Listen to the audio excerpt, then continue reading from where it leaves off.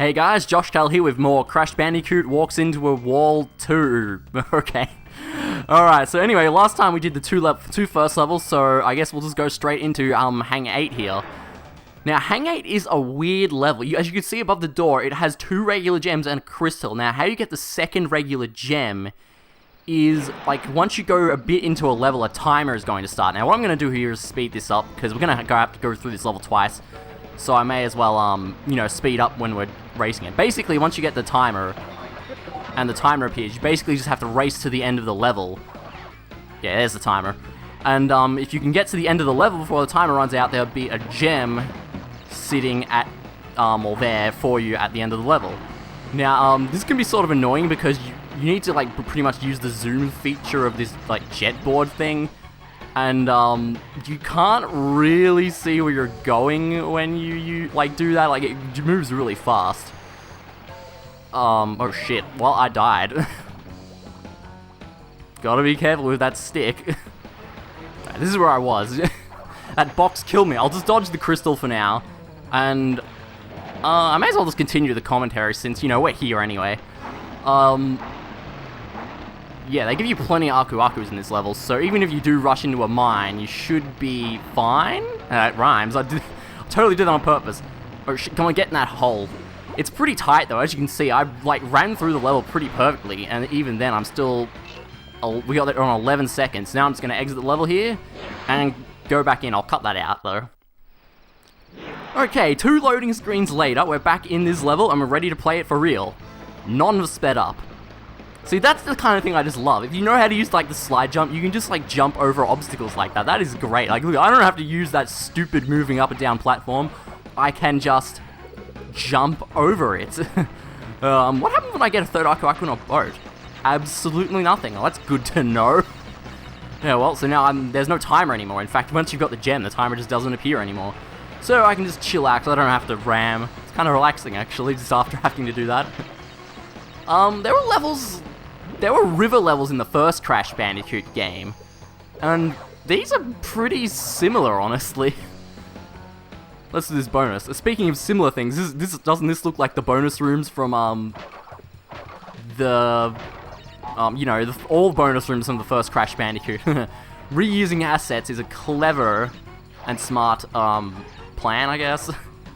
Well, I mean, back in the day when you're making PS1 games, though, like, I'm not saying it was easy to make assets back then, but I mean, compared to now, when it takes forever to make, like, textures and shit, because they're so detailed, like, I'm guessing it would have been, you know, easier to make new stuff, because it doesn't take as long. Like, you know, a character model is only, like, you know, a couple polygons or whatever. So anyway, obviously, this platform here, we need the blue gem to use, and it's a good thing I have the blue gem. There isn't really anything special in this, like, off path here, but, ooh, I almost fell off there.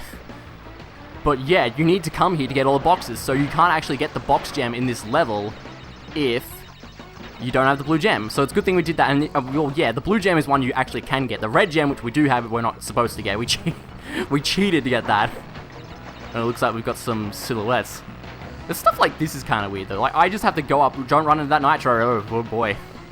Nitros don't kill you instantly, they only take away an Aku-Aku. I think in Twin Sanity they kill you instantly, yeah, that's not till, like, that game's not till way later, though. Good game, though. Crash Bandicoot has had a weird history, yeah. I suppose pretty much any time another company takes over a franchise, has that, like, ever in the history of gaming been good? I want to get over there, but you can't. Like, just off the top of my head, like Halo, you know? Like, that's not good ever since 343 took over, I guess? I don't know. Like, can I think of any others? Not really. Well, yeah, apart from, like, Spyro and Crash.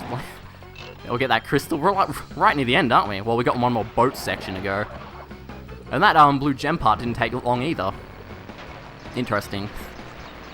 Alright, one thing I forgot to mention in the previous episode is, that... yeah, at the start of the game, there was Coco, and she wasn't in the first game, right? Because, well, basically, it's been, like, they've said that they removed, Torna from who was the girl in the first game, because she was, like, you know, too sexualized, like Candy Kong. So, yeah, they removed her, and Well, she was like Crash's girlfriend, and they replaced her with Coco, who is not Crash's girlfriend, but Crash's sister. Which makes sense. And she's like a computer whiz or something, thus the laptop. Because everyone who owns a laptop is a computer whiz, as we all know by anime and other fictional stories. Oh, we got a message. What is the message? 3 crystals. Not bad. I see you are getting the hang of it. I need to conserve power. I will communicate with you again after you retrieve the 5th crystal. Okay, so he's gonna get the crystals from me. That's no good. We gotta stop that. The pits and Crash Dash are what we have left, so let's do the pits. Both only have 1 crystal and 1 gem, so I don't have to, you know, go back in, fart around. We can just go through these levels one time and clear them. Yeah, none of these levels have any, like, you know, like, shit you need, like, a colored gem for or something like that. Yeah, so as you can see, this is reusing the jungle theme from the first level. I'm not sure exactly, like, if there's an exact number they use. Because I remember there's, like, some games, I think, where there'll be, like, 3 or 2 levels of one theme. And then, like, you won't see any more of those. Actually, I think it's... Yeah, I think in Crash 3, they only use 3 of each kind of level type. And that's it. I think so, anyway.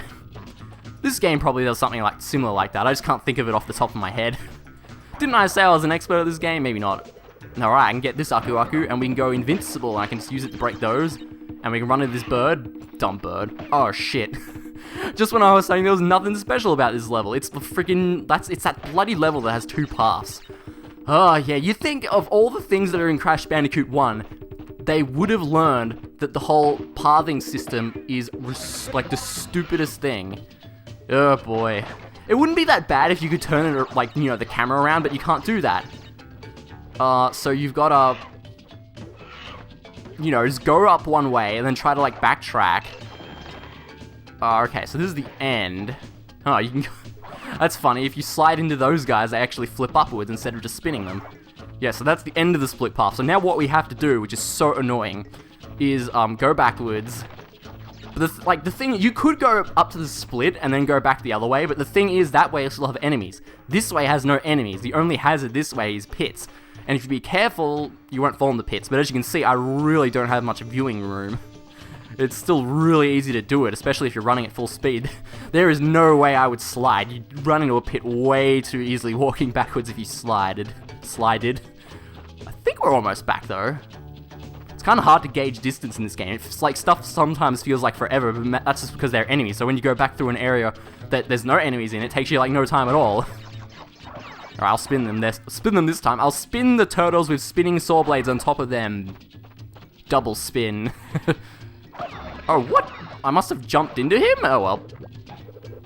Yeah, like, when I have no Aku Aku, I'm really cautious about jumping on these, spiked turtles with the, spikes on the side. Just because you have to be, like that. You just have to be deadly accurate, or that happens, and you get hit. Yeah, and these 4 boxes here, since I got that, exclamation mark box, which was on the other side, these were filled in. So yeah, I guess if you're gonna go both ways to get the gem, go left first, because that's where the box is to activate those boxes. Alright, the end of both splits, good. I'm not attacking you because I'll probably get killed just because I have no Aku Aku. Ooh, look what we have here. A pit. I was wondering when the pits in the stage, the pit, were going to appear. Yeah. And I had to jump in like 4 of them. And we go on this bonus. I don't really remember too much about this bonus. Must be unmemorable. Oh, actually, I remembered everything about this bonus. It's actually a pretty interesting bonus. This is the bonus where you might actually learn how these boxes here work. Basically, they work the same as they did in Crash 1. You can jump on them 10 times. But the thing is, I think they worked like this in Crash Bandicoot 1 too. I'm not 100% sure. See, I only jumped on 2 there because we've got to go backwards after hitting this. Now, yeah, so you can jump on them 10 times, and after 10th jump, they break. But if you don't jump on them for a while, the next jump you jump on them, they will break like no matter what. I don't know the exact time, but it's not long. See, I'll just be able to jump on all 3 of these, and they're all just breaking one bounce now, because it was a while since I jumped on them. I'm not really sure what, like, their thought process would be in making them do that. Maybe they were like, Well, we gotta have a way of jumping on these things. You know, so pro players can just, like, not waste time jumping on them, so we'll make them like this. That's the only reason I could really think to why they did that. But overall, it's not, like, not the end of the world. They only give, like, one Wumpa Fruit each. By the way, that's the collectible. I haven't said it this LP, but yeah, they're called Wumpa Fruit, not apples. Of course, I called them apples when I was a kid, but I don't call them that anymore because they are definitely Wumpa Fruit, not apples. Yes. Oh yeah, I'm just mentioning everything this episode. You may have noticed we did keep our lives between, like, when I loaded the game and between episodes, basically. Unlike Crash Bandicoot 1, your lives are saved, so you do not have to worry about starting with 5 lives and getting your ass kicked by the next level and game overing, then you have to redo everything in the level. Yes, we definitely do have enough time for Crash Dash. 3 pretty short levels. Well, I mean, the only reason we could only do 2 levels the first episode is because we had all that intro crap. That's the reason why. Oh no, I'm stuck. How am I supposed to retrieve the crystal now? No shit, we're going backwards.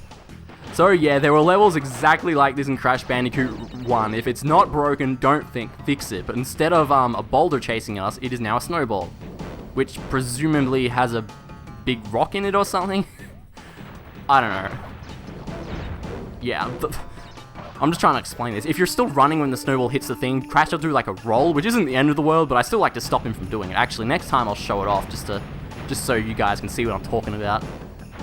Yes, these levels pretty much have the same problem going backwards than any other level does. It is all about reaction time. If you have enough reaction time to dodge like pits and stuff, yeah, see I did a roll there. You pretty much just have to stand still to stop them from happening. Like again, it doesn't really affect anything. And what can happen is you can roll into the checkpoint box, so it's pretty cool. If that happens, you feel like, yeah, pro technique or whatever. Dodge those electric fences. I don't have time to be running over by things. Oh no, they even destroyed my bridge. Oh look, they take out the nitro boxes for me. How wonderful. Yeah, the snowballs can get most boxes for you, but there are some they can't get, so it's just safer for you to make sure you get every box if you want to get the gem, which of course we do. No, so we just got the crystal, and I guess the snowball can't break big bridges. Oh, is this the bonus with the... Yeah, this is the bonus that has the TNT inside it. Alright. So this is a live there, and there's 2 TNTs in between it. Now, you can do this the safe way or the not safe way. I want to try to go with the not safe way because I like doing it. Let's just, yeah. I don't really understand it, but if you're falling fast and you spin, you'll basically always, hit the box and trigger the TNT, and if you get away fast enough, you can just, you know, get away with it scot-free. The safer way is just jump down and time yourself carefully so that, you know, you only spin the life box. Now, see, I'll just jump on this one. Okay. Yeah, there we go. Broke all those. 17 boxes. That sounds like a good amount. 27 lives. I wonder how fast I can get to... Well, 28 lives. I wonder how fast I can get to 99 lives. Or even if I can. Maybe some of the later levels will kick my ass. So I won't gain lives. I'll keep a usual average amount of lives. Depends. Some levels I'll lose some levels I'll gain some. Ooh, that box. See, I think the snowball would have gotten that box. Oh shit, yeah. So these things, they don't hurt you or slow you down, but, well, they do technically slow you down, but what slows you down isn't them, it's the getting up animation Crash has to do. Alright, get that. Get those, hurry up. Got them, and in we go. Yes, level finished. We win, no deaths, I'm awesome. I don't have an Aku-Akus, or not that the Aku would help me if I got hit by the snowball, that would be bad. So we're gonna get taken back to the warp room, and I think Cortex is gonna message us again. You get a lot of messages at the start of the game, but not many later on. They, you know, they're just like tutorials and they shut up, pretty much. Skip the dance, because I'm sick of that already. Listen up. We are not without enemies. Some of them you may even recognize. Although they cannot harm you inside this warp room, they can attack you on your way to the next one. To get to the next warp room, use the platform that appears in the center of the room. Good luck.